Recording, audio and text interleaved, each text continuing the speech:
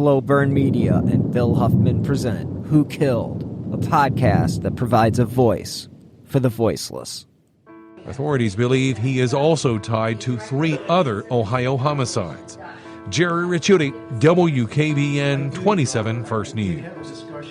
I'm assuming that there are other jurisdictions who are now actually looking to determine if he might be a suspect in any of their cases because of the fact that he was a truck driver and he was mobile.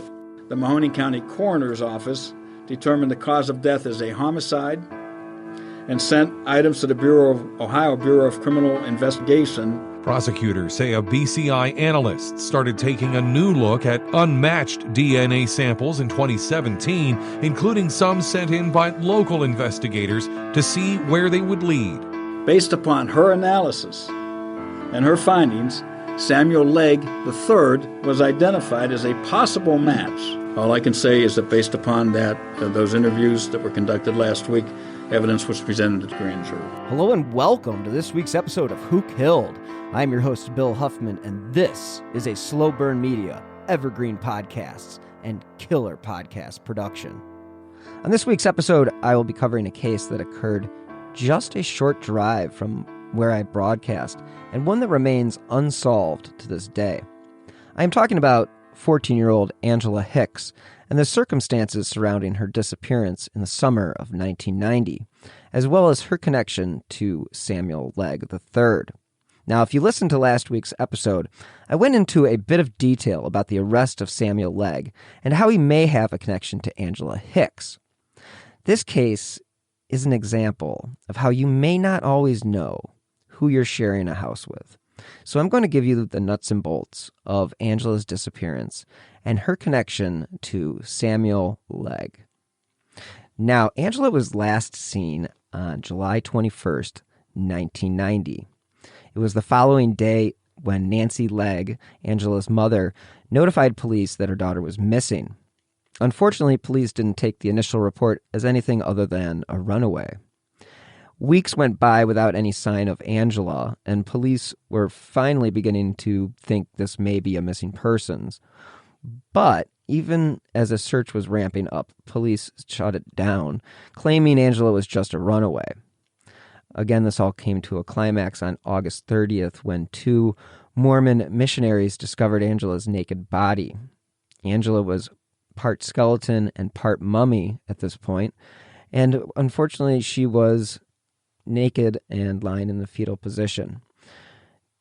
There were several pieces of clothing of hers that were also located nearby, and this is also when Samuel Legg becomes a person of interest. So at this point, Nancy Legg admits to police her daughter and Sam didn't have a good relationship. Even though he was their prime suspect at the time, police didn't have any evidence to connect him to the scene. So why are we talking about this case this week? Well, quite honestly, if Samuel Legg III is the serial killer nicknamed Dr. No, then Angela Hicks was most likely his first victim. After I give you a rundown of the case, I am going to play you an interview that I did earlier in the week with Angie's best friend, Nikki. Now, she runs a Facebook page all about keeping Angela's spirit alive and letting her killer know that people still want to see this case resolved. The audio has been better, but I had to try something new to get the interview. Nikki really knows the most about Angie, and it would be a disservice not to hear from her in this episode.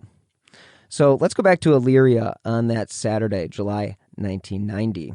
It was a Saturday when Angela went missing.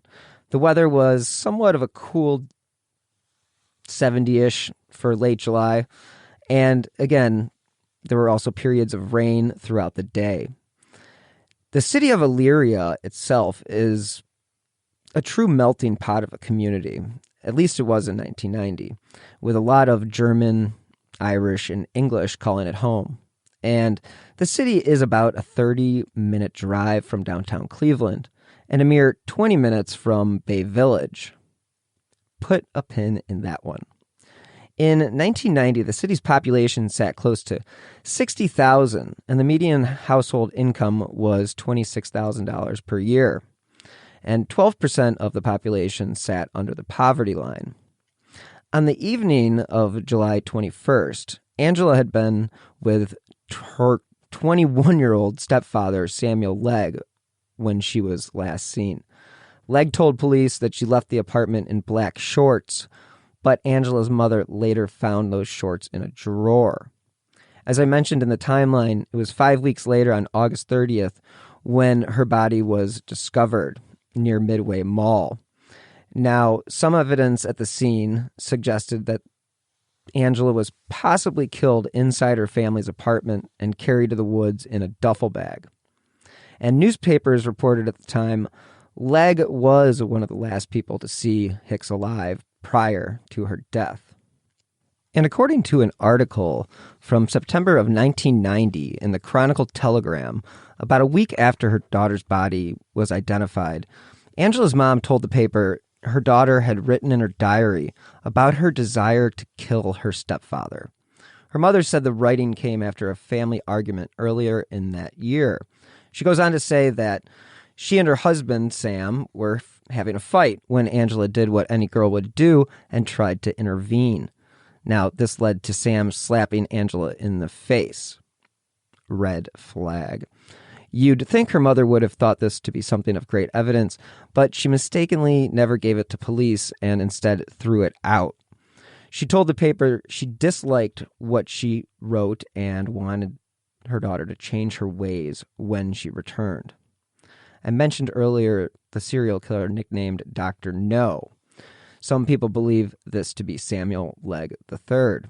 The name was given to a suspected American serial killer who may be responsible for 9 murders of women and girls in Ohio between 1981 and 2004. And his victims were mostly sex workers working in parking lots and truck stops located along the interstates. And again, there are suspicions that he's committed other crimes in New York, Illinois, and Pennsylvania between 1986 and 1988. Now, police at the time of Angela's disappearance said they looked at a number of suspects, including Legg. In one newspaper report, retired Elyria Police Captain William Cameron said he knew who was to blame for Angela's death, but he couldn't prove it. In his mind, that was Legg. Now, one of the saddest aspects of her disappearance is her biological father, Paul Hicks, who divorced from Angela's mother when she was about 3, and he was stationed with the U.S. Army across the Atlantic in Germany.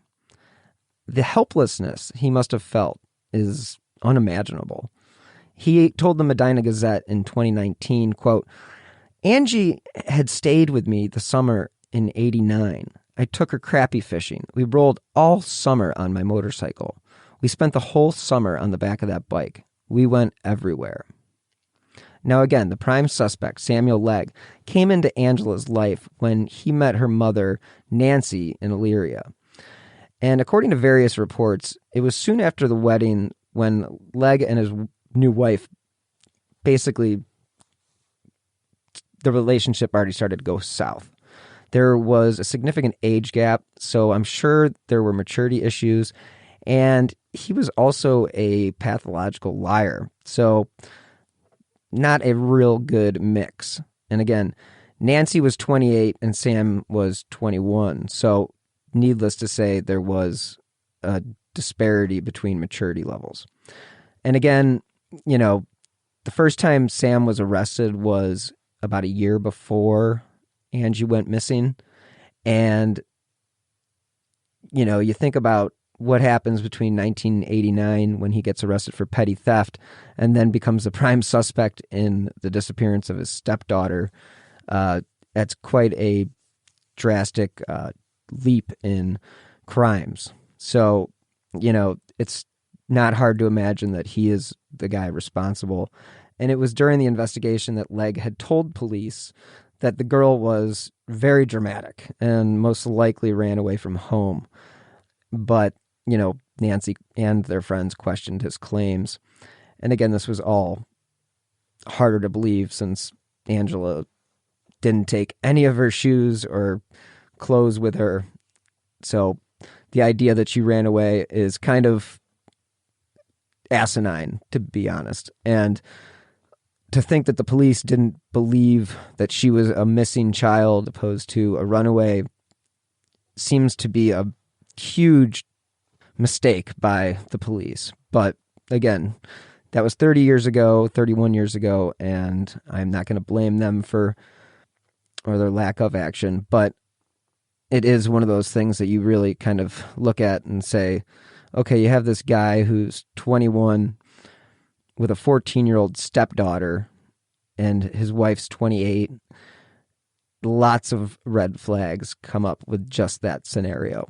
So let's jump into my conversation with Nikki Myers. And we start off our conversation talking about Sam, and then we evolve into talking about Angie and the type of person she was and who she thinks is responsible for Angela's death. So again, please listen to this interview. It's really informative. Nikki was Angela's best friend, and she really knows her the best. So please take a listen and enjoy. Well, the thing about it is Sam, like, you know, I've known him since I was 14 years old, and he was, even when he was young, he would always lie and get himself out of trouble. He's a very manipulative guy. Like, I mean, I'm sure, like, these psychiatrists don't know this guy, but he has always gotten away with stuff that he's done because he is just so manipulative, and people believe him. And it's like, this guy he is not crazy. But he knows what he did. And you don't do what he did and cover it up and get away with it that long and be just crazy to the point where you need to be in an insane asylum. You know what I mean? The fact that his age is what kind of throws me off. I mean, if he was, you know, older, like, say, you know, in his 70s or something like that, okay, maybe you could get away with it. But it seems like he's just gaming the system at the moment. Yeah, that's exactly what he does. That's, you know, he knows the alternative. He knows, you know what I mean? How long were they married before Angie actually went missing? It was a year. Around a year. Yeah. Did she ever mention anything to you about, you know, him being creepy or? Well, you know, they never really got along very well because they were close in age. Yeah. I mean, he was 21, Angie was 14, but Nancy was a young mother too. And that's clear, you know, looking at the age demographic, I mean, she was 28, so clearly she had Angela when she was 14 or, you know, around there. So, I mean, I can't imagine how tough it is to raise a child being a child yourself, you know, as they always say. Yeah, and, you know, it had always only been her and her mother. Like, you know what I mean? There was never anybody really else, you know, in the picture that her and Angie were like best friends. You know what I mean? It was just always them, and there comes this guy, and he's young, and he's trying to act like he's a father figure, and he's only 21 years old, and she's just like, you know, what a joke. You know what I mean? Sure. So he was trying to be authoritative, and she was just like, no, this is not right, exactly. Did you pick up on anything from him as far as, like, I mean, did you suspect him as somebody that was the guy? I just thought that he was odd because he was 21 years old, and he just, I don't know, he smoked cigarettes, but he didn't, like, that I knew of, he was just like, he just lied about all kinds of stuff, like stuff that didn't even matter. You know what I mean? Yeah, that's one thing. And it was just weird to me. I'm just like, why is this guy just always lying about stuff? Like, yeah, the pathological lying was one of the things that I kept seeing in the research that I was doing. And that's very much of a, you know, it's a red flag, clearly a red flag. And then again, that just goes along with what you were saying at the beginning about him just being like a professional liar. I mean, he's right. He's making the system. He's playing the system. Yeah, I mean, he's not a stupid guy. He's he's smart. He really is. It's almost like, laughable just because, like I said, like, I don't know if these psychiatrists or whoever are, you know, what their qualifications are, or if they know his whole history of, you know, everything he's done. He's always avoided, you know, getting out of, you know, everything. How long were you and Angela friends? Since we were 5 years old. We grew up living next door to each other, playing Barbie dolls. Oh, my. Yeah, I had a best friend that I grew up across the street from, for 20 years, and that's a relationship you don't find every day. It's different. It's like having a sibling. Right, because I didn't have a sister, and she was the only child, so it was like, you guys got to be able to bond, grow up and experience the same things together. That must have been cool. And I'm assuming that's one of the reasons why you're doing all the stuff with Facebook. And I mean, I know, like, she would have done the same for me. Like, she would not have just let people forget about me, and she just wouldn't have. You know what I mean? I just know that she had did whatever she could do the same way. So what was it like when she went missing? I mean, obviously a horrible time of your life. I mean, originally, like, when she went missing, what had happened is I had spent that whole summer with her at her apartment with her mom and Sam. It was time for me to go back home because school was going to be starting. And Angie and her mom dropped me off. Well, Sam was working at Safeway driving school. And he must have, like, stole some tools or something from work. So they said if he didn't bring the tools back and return them, then they were going to call the police. So me, Angie, and Nancy went to Safeway to return the tools that Sam had taken. Well, in the meantime of doing that, my parents came to the apartment to pick me up. And Sam was there. And Sam told my parents that he didn't know where I was at. So he lied to my parents. I don't know if he just didn't want them to know that he had, you know what I mean, what we were doing, taking tools back, but he told them he didn't know where I was at. Like, there was no reason for that. So we come back to the apartment, and Sam says, well, your parents came, and Nancy said, well, you know, what did you tell them? And he goes, well, I told them I didn't know where she was at. And Angie got really upset. She's like, why would you do that? Why would you tell them, like, you don't know where she's at? You know, Nikki's parents are strict. Like, they, you know what I mean? Like, And then, so I was upset because I'm like, my parents aren't going to believe, like, why would an adult lie about something like that? So Nancy, me, and Angie, Nancy took me home that day. And me and Angie were both upset, you know, about what had went on. Then, when we got to my house, my parents weren't home. Then I was more upset because I'm like, oh, Nancy's not going to be able to talk to him and explain it to him. They're not going to believe me. You know what I mean?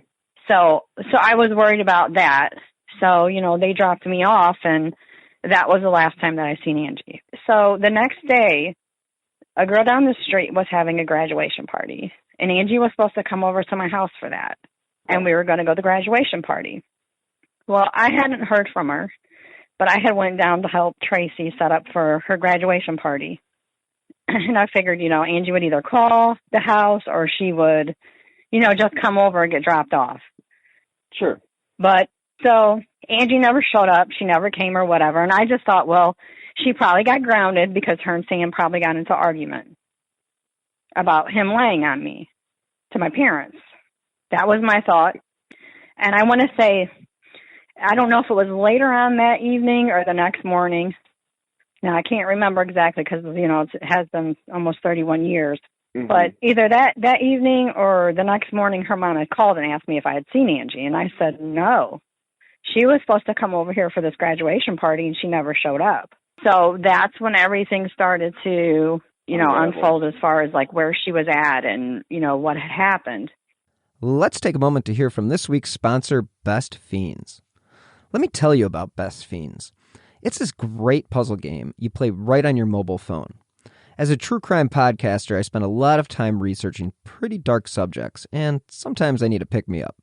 So that's when I turn to Best Fiends. Since I obviously enjoy solving puzzles, Best Fiends offers me a new challenge every day. And I must say, it's a casual game that doesn't stress me out. And during these times, this is something we all need. One of the best parts about Best Fiends is whenever I open the game, there's always something new going on, whether it's a new challenge, fun monthly event, or just new levels. I just passed level 3500, and that's pretty clear that anyone can play this game. Moving through all these puzzle levels is a mindful experience that I find relaxes me. And collecting all those different characters is another reason I turn to Best Fiends for a break. If you're tired of the same old puzzle games, this game is for you. Best Fiends is way more than your average mobile puzzle game. The makers of Best Fiends have literally created a whole world right on my phone.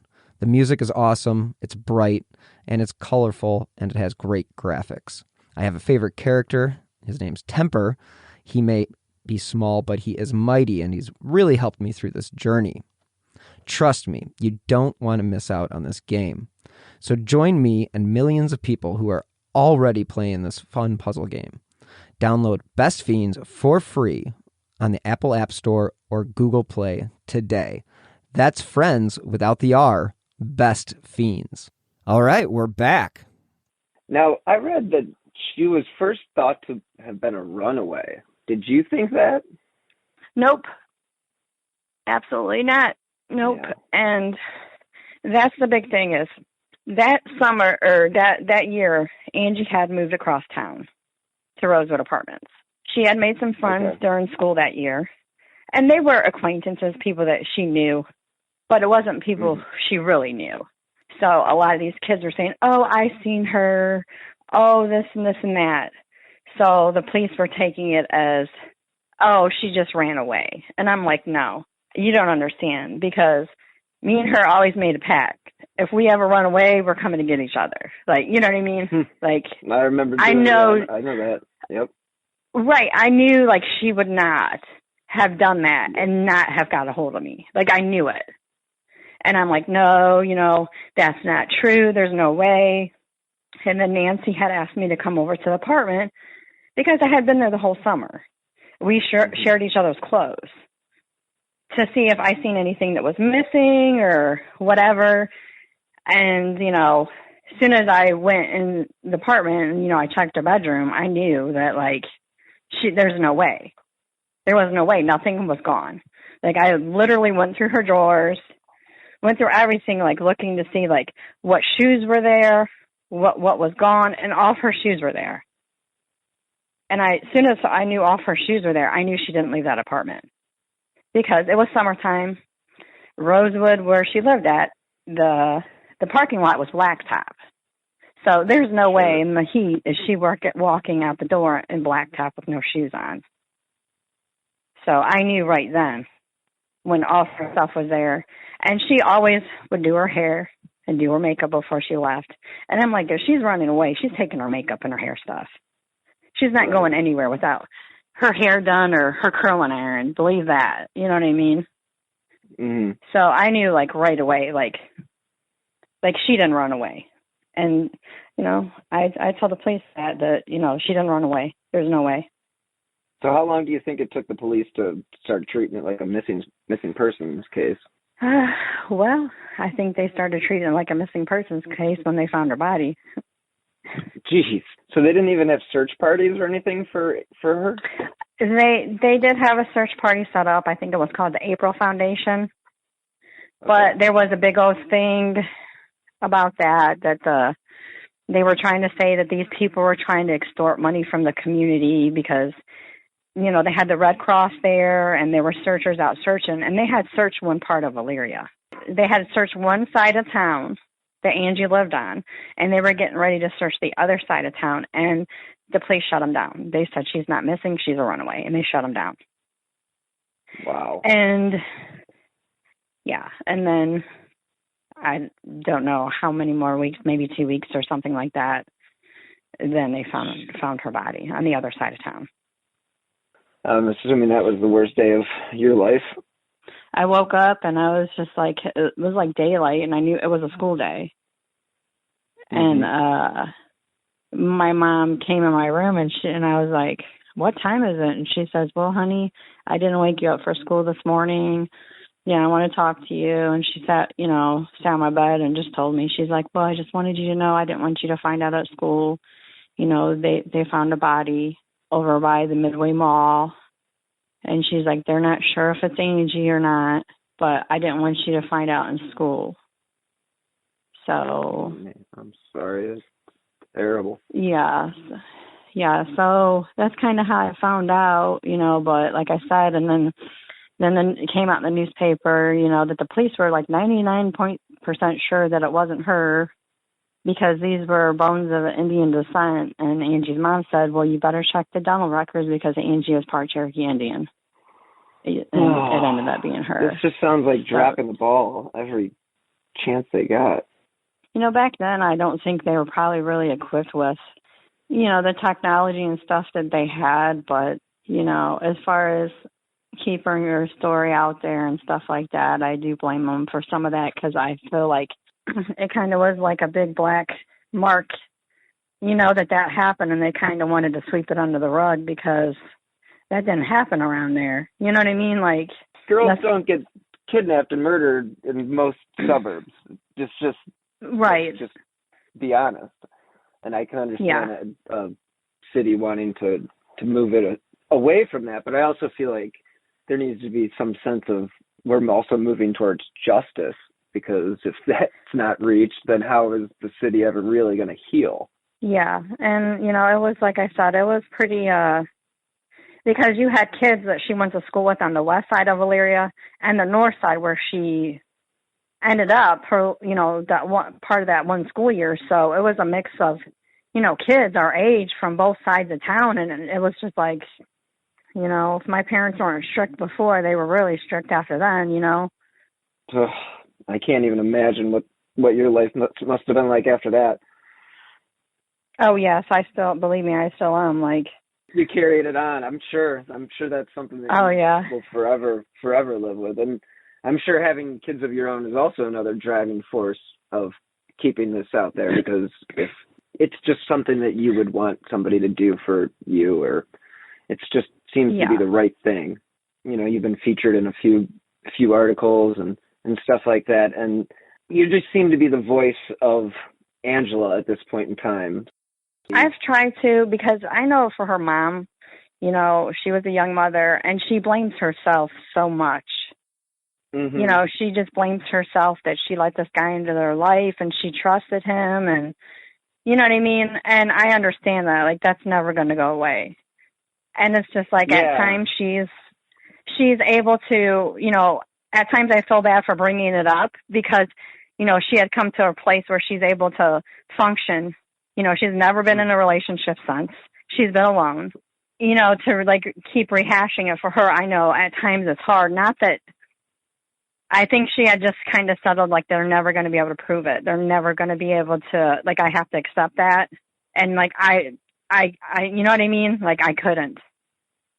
Yeah. So then you must have been shook when the news came out that Sam was arrested for all these other crimes. In just a couple weeks or a couple months, maybe a month after you started the Facebook page? Yeah, it was so crazy. So the detective from the Amy Mihaljevic case came out and talked to me. I don't know, it's probably been like maybe 4 years ago now. Which I want to say maybe 4. Towards yeah. Interviewed me just to see if there was any correlation or anything between Angie and Amy's case, just trying to, you know what I mean? Whatever. Yeah. And then, like, I had explained to him, Amy's case has always been out on the forefront. And, like, her family's kept it out there. The media's kept it out there. And I'm like, do you know? And I felt totally defeated and frustrated as far as, like, when he left, because I just told him, I was like, I have tried to call the police station once a year. Like, I go to the newspaper on her anniversaries. Like, I keep trying to, like, get everything to keep her story out there. And my frustration was, Amy was, 12 years old. She was a young girl, but I feel like because her family were like maybe a little bit better off. Angie's mom was a single mother. You know what I mean? I just feel like her story wasn't out there the same as like Amy's was. And I'm like, what do I have to do? Because she matters too. You know what I mean? They both matter.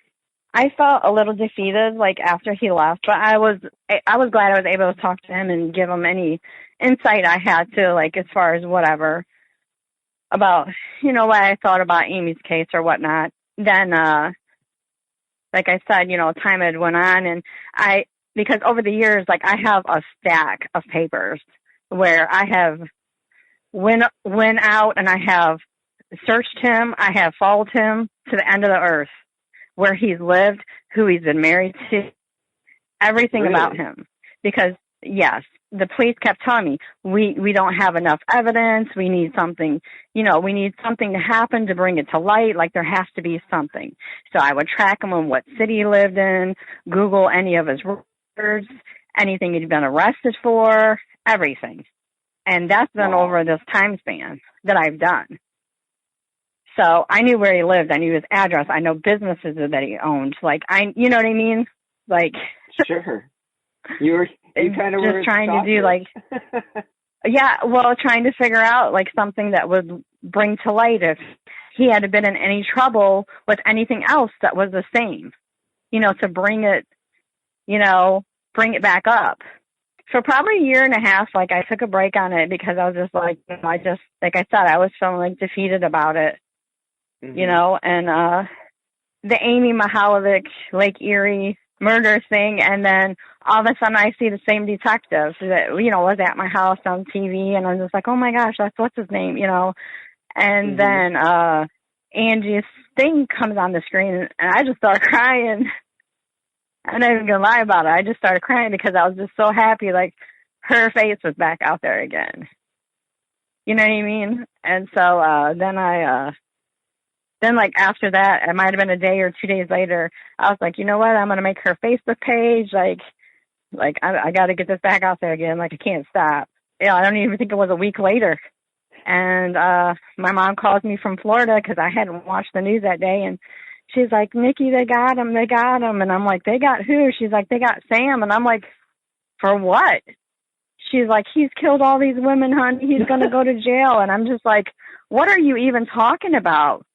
And I just started screaming. My husband comes in here, and my son comes in here. They're like, what's going on? I'm like, I don't know. And then next thing I know, there's a knock at my door. It's a reporter from Channel 5. And I'm just like, she had to fill me in on what was going on because I was trying to like Google the news to try to see even what was going on. Yeah, she filled me in, and I'm just like, I was just like so off guard to think, you know what I mean? Like everything, like they said that he did and everything. I mean, I can't say that I'm surprised. I really can't. Yeah. But I mean, just so caught off guard because I'm like, man, I followed this guy. Like I tracked his records. Like how come nothing showed up? Nothing showed up besides, him trying to pick up a prostitute or, that type of stuff, or speeding violations, or just, so yeah, I was like, wow. And then the wait started, It's unbelievable but I'll say that one thing about what the judge said is that we're going to make him competent. And I'll say that at least is a somewhat comforting thought, knowing that they'll, it's not like the old days where you could just claim incompetency and live the rest of your life in an asylum. It's just going to take time. And unfortunately, like you just stated, it's the waiting game. But we know, I mean, I'm not going to put words in your mouth. I'll ask you. Do you think he killed Angela? Yes, absolutely. Absolutely. I've always thought that. I've always thought it. Now, when you went to their apartment, did you get any weird, was he just completely normal? Everything was in order. There wasn't a mess in a room or anything like that. He was there for a minute, but he left. He didn't stay. He left. There you go. Okay. So, yeah. Because my mom took me over there to look around to see if I, noticed anything. And I think by the time I came back downstairs, he was already gone. I don't remember what his reasoning was for it or whatever, but he, like I said, it was a very brief encounter that I've seen him. You still are in contact with her mother? Yep. So I'm assuming that all of you are feeling good at this point, but you're waiting for the slow wheels of justice to actually get going again. Right. So in the meantime, do you feel like she's getting, there was a lot of talk about it when he was arrested, and a lot of talk about the connection to Angela's case. Do you feel somewhat vindicated that she is now getting that attention? Yeah. I do. And like I said, and I've always said, like, at one point I was like, I don't even care if he gets convicted. I want him charged because I know he killed her. Like, we know he killed her. Like, I just want him to have to sit in front of a judge and be charged with her freaking murder because you know what I mean? Like, yeah, just indict him on it. Like, I want, you know what I mean? Like, I want him indicted. I want him to have to answer. You know what I mean? The guilt feeling, survivor's guilt basically is what she's feeling, and the fact that she brought him into her life. Yeah, you read the way that she's portrayed in some of these articles, it's almost like she was naive in bringing this man into their world. But how was she supposed to know? She was only 28.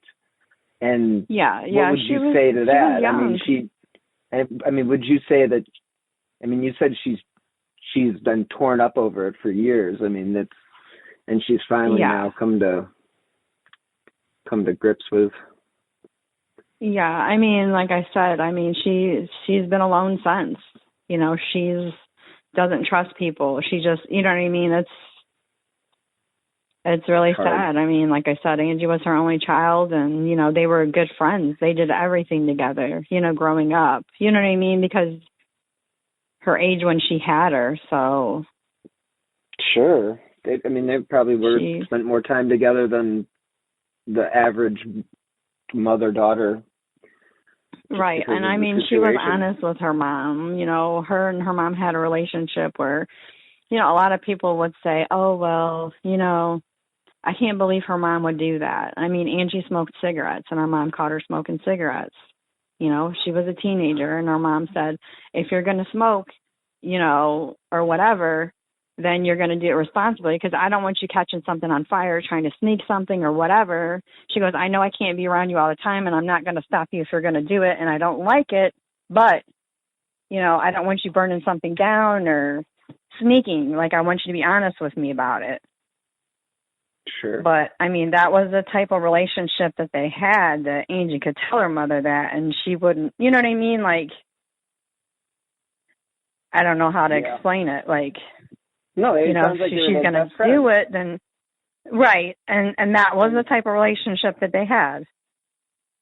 Was there anything that, do you think Sam did anything to Angela, like in that time span? Or do you think she would have shared that with you? I really, there was one incident that summer when I had spent the night over there. It was summertime, so it was hot. So Angie only had like a twin day bed.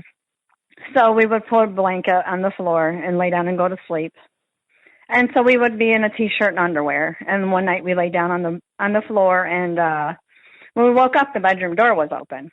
And, we're laying there, our butts are all hanging out because, we just had t-shirts and underpants on, like on the floor, it was hot.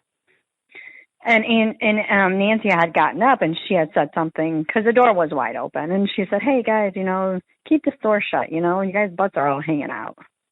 But we didn't think anything of it because I don't remember if I got up to use the bathroom in the middle of the night or Angie did or whatever. You know what I mean?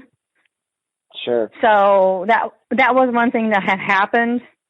And like I said, like I don't know. One of us could have gotten up and go to the bathroom. But that was one thing that did happen.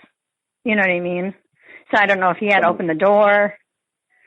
You know what I mean? Or what? Yeah. So you always felt like he was a little creepy. Yeah, there was always something off about him. Like I don't know what. And I do believe if he would have done something with her previously or tried something, I do believe she would have told me because when I was younger, I had something happen to me. I was abused. Oh, I'm sorry. And Angie knew all this. So she knew, what I had been through. So I really wholeheartedly feel like she would have said something to me. like, you know what I mean? She would have came to me or said, hey, about it, because she knew, like, my history. So that's the only reason why, the main reason why I don't really think that anything happened to her previously. Gotcha. Yeah, I'm sorry that happened. I'm sorry this all happened. I mean, this is a tragedy all around. Yeah. I mean, it's definitely. But hopefully, you know, with the right medication and an indictment, you can, you know. Well, and that's the thing, though, too. They say, like, he's refusing his medication, and it's like, okay, so he's competent enough to refuse his medication. Right. Like, come on. And it's such a gray area, and you know, they medicate mass shooters. They should be able to medicate a serial killer. I mean, it's ridiculous. And I feel sorry for, you know, the other families, though, too. And I know at one time they had said something about, well, you know, they didn't know for sure, like, what was going on with Angie's case. It was reopened. They were reinvestigating it, you know, that maybe the cases would all be, like, looped together or something like that at some point in time. And I was just like, I don't really agree with that, because some of those other ladies' families, like, they didn't even know they were dead. You know what I mean? Like, they were unidentified for Jane Doe's 15 years. And, like, their family deserves justice, too. Like, they were people. They have a name. Those women need their time, too. You know what I mean? Yeah. I think everybody deserves justice, especially when something as violent as a murder occurs, and every family deserves closure. I mean, I use the word closure, but, you know, it's not closure. It's just closing a chapter, I guess, is really all you're doing, right? Because it's going to forever be a part of your life. Right. So, I mean, do you have any final thoughts on, you know, who Angela was as a person, or what people should know about her? Like, I don't know, anything, like the type of person that she was, as far as... She was really funny. She always liked to make jokes about stuff. You know, she loved animals, like dogs, cats, bunnies. I mean, she had so many different animals, ferrets, things over the years. She loved animals, and she probably would have had to do something with being a veterinarian or something to do with animals, I think. She played basketball, and she was a cheerleader. And she did good in school. She made good grades. She was smart. Yeah, she would probably have been super successful. Yeah, I really believe so. Well, I'm sorry that you had to experience this, have had to, and continue to have to experience this without any resolution. And I do appreciate you taking the time to talk to me, though. Sure, no worries. And being honest. Yeah, and I appreciate you helping keeping her name on the forefront, and, you know, all that, and doing what you do to, you know, ensure people's family gets some sort of justice out of, you know, things that happen in the world, because it matters to, you know, the family. Yeah, and there are a lot of bad people out there, and there's a lot of families that need closure or resolution. So I try to provide a platform to present the stories that seem to have been a little bit forgotten over the years, and I just hope that there will one day be a resolution with Angela and Sam, and you can keep the Facebook page going and have all your happy memories. Oh yeah, and know that you've done a good thing and continue to do a good thing. I appreciate you joining me. Yeah, sure. But yeah, I appreciate you getting back to me so fast, and again doing what you do. It's great. Thank you. But, you know, there's things about her case, like, even that I watched, and, like, afterwards, like, I've thought, like, I know, like, with Angie's case, and, like, things that the kids said that didn't really know her that well, about, like, seeing her. And sometimes kids want to please people, so they might tell adults, oh, well, this or that. So sometimes I worry, like, hopefully, like, that isn't what went on in her case, and they didn't misdirect them, like about the phone call and, you know, all those things. And it's just like, well, you just don't know. That's actually either. something that I actually asked. I interviewed Chief Spetzel, who was the person who talked to Amy's class that day, and I asked him about that. I'm like, is it possible that we've been following some just mysterious made-up lead for 20 yeah, and it wasn't just years? a kind of opportunity. Yeah, and, you know. And now this is what his response was. It was that the two kids who gave the story were two totally different groups of friends, and there was no possible way that this is what he told me, there was no way that they would have been able to communicate with one another to have this nearly identical story about a phone caller. So that's the only thing that I will say that gives me a little hope. But it is absolutely something that you should be concerned about, because, I mean, kids do want attention. Every kid wants attention. I think the phone calls in North Olmsted are BS, in my opinion. I think those are all kids who wanted to be just a part of the story. Right, and they think they're helping, but they don't realize that that's when they start building a case based upon that information, that it can be hindering, you know, what really went on or something like that, you know. What do they always say? It's like it narrows the focus and they put blinders on and forget about everything else. So. Yeah, and like I said, that's kind of like what happened in Angie's case, you know what I mean? People were saying, oh, we seen her. You know, they're saying there were reports teenagers say that, that she was there. And I'm like, why are you listening to those people? Like, they don't know her. Like, you know, I know her. Like, I wasn't there. You should have been like in the cars with the police officers and been like, this is where she would be. This is what would have been going on. This is what we would have done.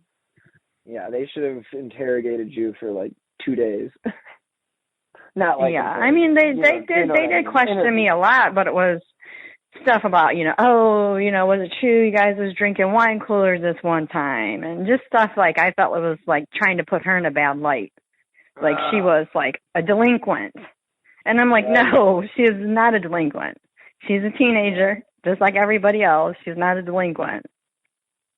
Kids do. I mean, trust me, if I was held to the things that I did when I was 14, in this day and age? Yeah. No. Exactly. So I, like I said, as far as Amy's case goes, and I had even, you know, people had even asked me like after the fact of everything came out about Sam, like Sam, it does have affiliation with Ashland County. He did have friends that lived down in Ashland County. That is interesting. I mean, I don't know. I think he was driving tow truck at the time. That would have been before he met Nancy. But he, you know what I mean? I wouldn't totally count him out. I would probably definitely look into where his whereabouts were. I mean, because if he was driving for a AAA tow truck place in Elyria, you know, he could have got a call. I don't know what their jurisdiction, if he could have been called out to that, you know, it's really not that far from here. No, it's not. You know what I mean? It's not unrealistic. No, I live in Rocky River, so I know exactly that. At the time, I mean, I don't know. He would have been young. He'd have been 19 or 20 years old, but doesn't mean that he couldn't have been doing it back then, you know. I mean, but I have always thought that, like, Angie was his first. Just because, like, he got away with it, and he knew it. So he just thought once he got away with it, he was smarter than everybody else, and he just, you know what I mean? Well, I mean, if you look at it from that perspective, you could also say that Amy could have been his first because he got away with that. Right. And the connections to Ashland County and the fact that being a tow truck driver, you'd pretty much, nobody's looking twice at a tow truck driver. That's kind of like one of the things that, you know, it's like food delivery trucks and stuff like that. They're just kind of like, they're airplanes. You don't take them into account anymore. Right, so because they're everywhere. Yeah, so that's interesting. Yeah. So, I mean, like I said, and I mean, like when I had talked to the detective, obviously, like in the beginning, like a couple years ago, you know, I didn't think there was like any correlation between him and Angie's case because, you know, we just went over specifics if they maybe had crossed paths at some point. You know what I mean? Basically, you know, I couldn't find anything that I thought maybe they would have met each other at one point in time or, you know, anything like that that would, you know, put them together. Right. Or anything that they would, you know, have in common as far as anything like that. And, but, you know, like I said, after everything came out about Sam and the other stuff, then it's like, well, you never know. The devil you know is usually the devil in your backyard or whatever the expression is. Something like that. Yeah, that's for sure. But, you know, I guess, you know, they probably have a idea of who they think it is or that one's but still a mystery.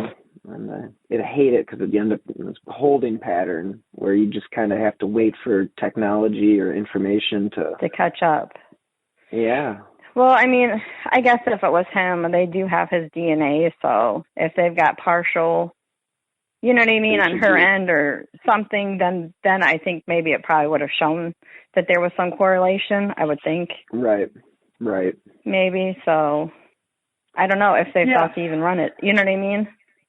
Yeah, I mean, I know that they have a very minimal amount of DNA, so that what I'm under the impression is that if they used it to test one person, it would basically eliminate all the opportunities in the future. So they're doing their best to wait for technology that won't eliminate all of what they have, and they can, you know, because it's one of those things that the testing that they need to do.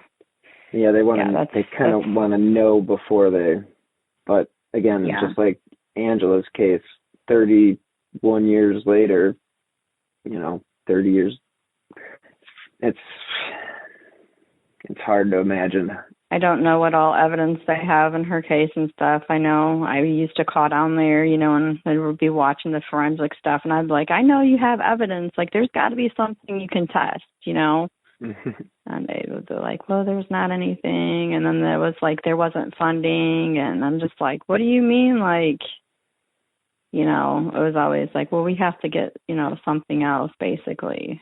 So I don't know. I don't know what all they have as far as her case goes, but. Yeah, but it's just, they're both tragedies and they're both communities that are still stuck in that pattern because there hasn't been any resolution. So it's unfortunate for you and for her mom and her dad and, you know, just basically everybody that knew her. You know, it's a tragedy. Yeah. Sure. I'm sorry that you had to go through this.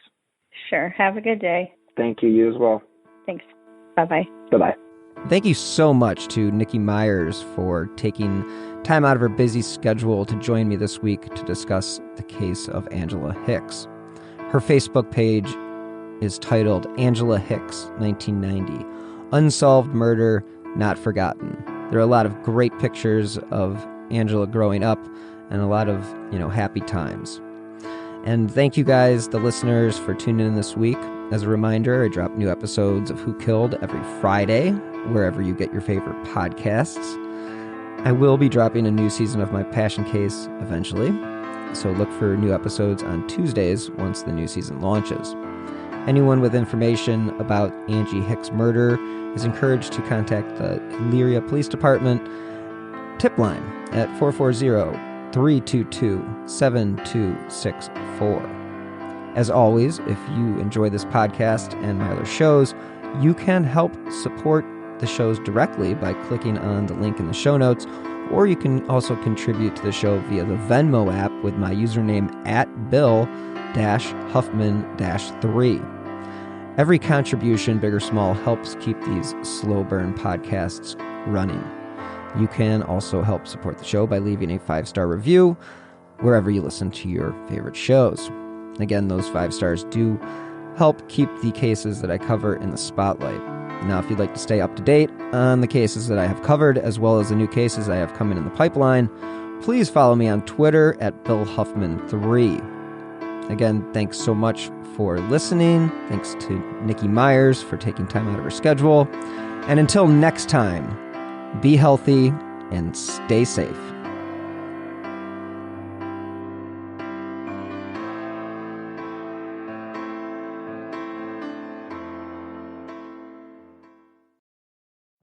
Every day, we rise, challenging ourselves to work for what we believe in. At U.S. Border Patrol, protecting our borders is more than a job. It's a calling. Agents answer the call, working together to keep our country and communities safe. If you're ready for a new mission, join U.S. Border Patrol and go beyond. Learn more at cbp.gov/careers. Hi, I'm Matt Harris. Seton Tucker and I host the podcast Impact of Influence, which for 2 years covered in depth Alec Murdaugh, who was eventually convicted in 2023 of murdering his wife Maggie and son Paul. That story continues to evolve, and we will cover that. Plus, we will tell you stories of other true crime events that have happened in the South. Please join us on Impact of Influence. And give us a follow on the Impact of Influence Facebook page.